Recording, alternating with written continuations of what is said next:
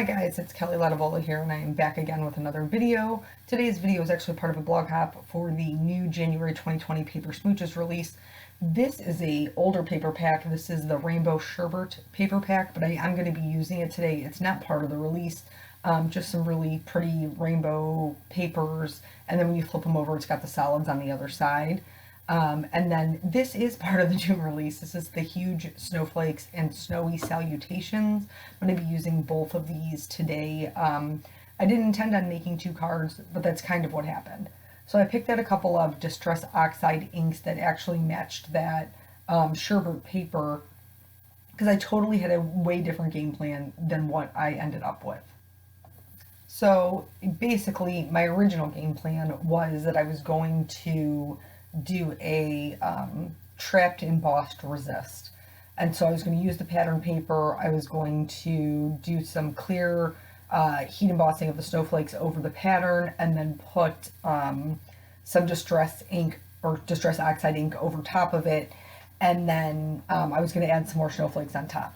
So I did this piece here with the matching distress oxide colors to cut out my snowflakes. But then once I had done this piece, because this is so much more my style, with the bright colors and just the clean and simple of it, I liked this so much better. And so I just nixed the other idea altogether and just kind of rolled with this, and then ended up getting two cards out of it, where I still did use pattern paper, just not the way that I had intended. So going through, just completely covering this with Distress Oxide ink. And it's so funny, this milled lavender, the way that the packaging looks is so deceptive, because the purple is really very bright, and the packaging makes it look like it's a barely purple gray. And I know, like, obviously they can't always get it 100%, but yeah, that's not how it looks when you use it in real life. So once this background was done, I wanted my snowflakes to have some sparkle on them. So I'm putting on Perfect Pearls. I kind of changed my mind about 2 seconds in, where I was just going to do the Perfect Pearls, and I decided to still do like the clean water, just to break up and cause that oxidation, which is the cool effect of distress oxides. And then go in and do my Perfect Pearls. After this is all dry, I'm going to die cut my snowflakes out of it. This is a relatively short video for me, just because it's mostly die cutting. There isn't any coloring. I know you're shocked to hear that, but I just really didn't need it. So here I have some just glitter paper. This is it's by Tonic. What is the name of it? Let me look. Sugar crystal glitter paper. It die cuts beautifully. It's a really pretty white color. And then these are all of the snowflakes that I ended up cutting out. Just basically what I could fit on that piece of paper, because like I said, I originally didn't have any intention of using it, only the snowflakes, but then it came out super pretty and I loved it. So sometimes you just gotta, roll with it. I'm going to heat emboss the sentiments and then trim them down into labels. Yeah, so it's just sometimes, like you have this idea in your head. And I even shared a little snapshot of it on Instagram, because I really thought that was the way that I was going to be rolling. But it just didn't work out that way. And that's totally okay. I think sometimes when we're going through and we're making cards and we have these ideas, we want to force them into fruition. And sometimes it doesn't work out the way that we see it in our head, and so we keep trying to force it, and then we keep getting frustrated, and why doesn't it look this way? And I'm a huge proponent of not starting over again, but I mean, sometimes it's okay to let it evolve, to let it become something else.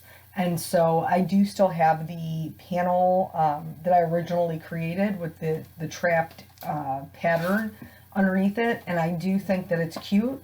I think that it's not 100% my style, and that's why I was struggling with it.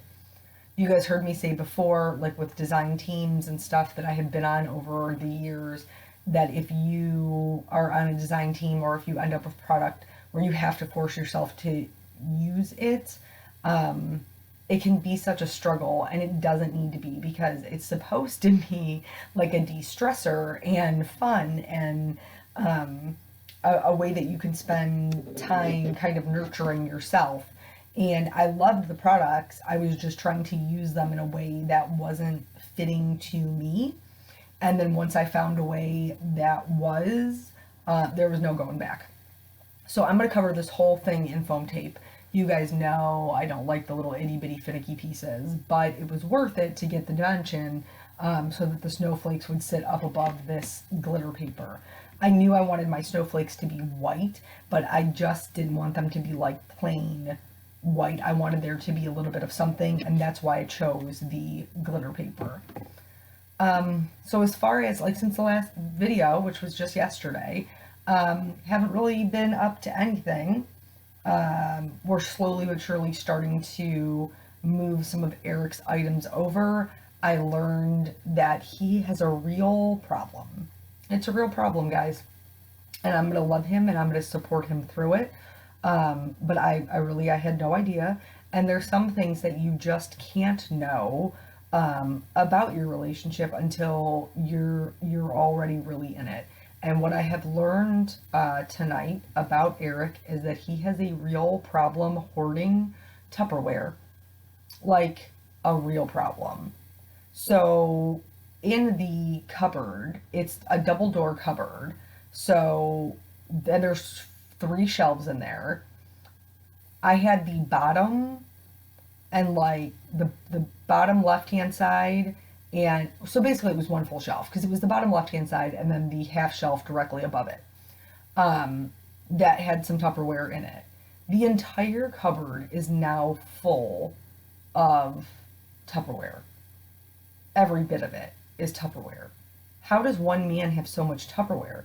And then the frightening thing is, he says to me, as he's unloading all of this Tupperware, that if it didn't have a match, meaning if it didn't have a lid that matched it, or if it was a lid that didn't have a container that matched it, he threw it away.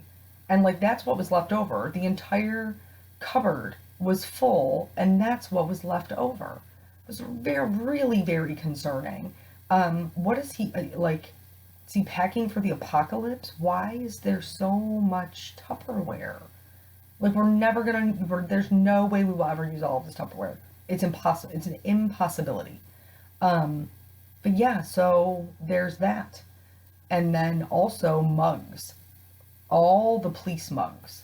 I jokingly said to him, do you own a cup that is not a police-related mug? Like, is there one that is not police-related? Because it seems to be that all of them are. Maybe it's because, like, when he goes out in the world, he doesn't want people to know that he's a police officer, so that's the only way he feels like he can support them. I'm not really sure.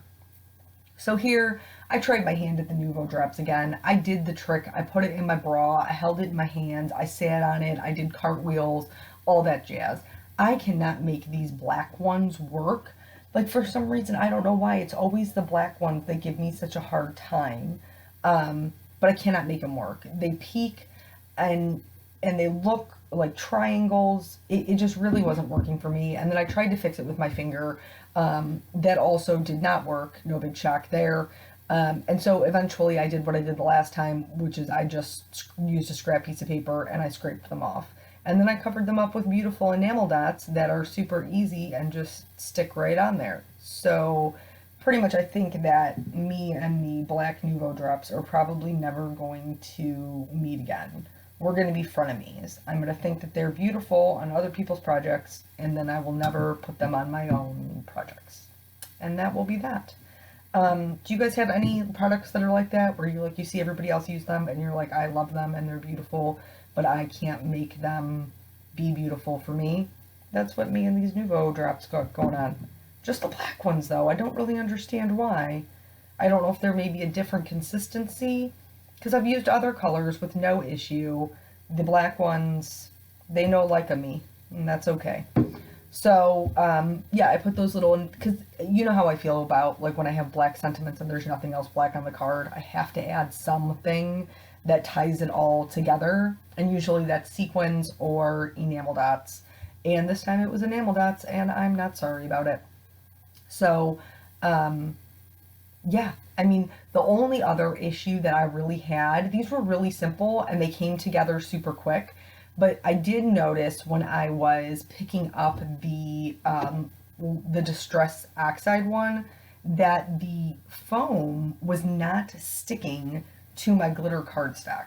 Like, I could just pick it right back up, and I don't really know why. I haven't had issues with it in the past. I'm not sure if maybe like my foam tape is just getting old. It is like the Big Daddy roll of it.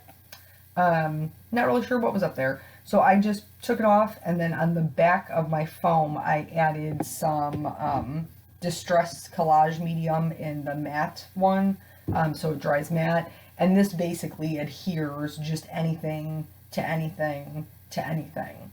Like, glue, I mean, metal, plastic. I mean, this, Tim Holtz knows what he's doing, and this is good stuff. So it did work. Sitting here looking at it now, everything is firmly adhered, no issues at all. I have a little bit of regret that I didn't turn it into a shaker. I think it would have been a super pretty shaker. But, you know, decisions were made, and it's still a pretty card. I'm not mad at it. But anyway, so that's it. This is, like I said, part of a blog hop, so that will be linked below. Prizes to be won. Go check that out as well as the rest of the release, and I will catch you guys on the next video. Bye.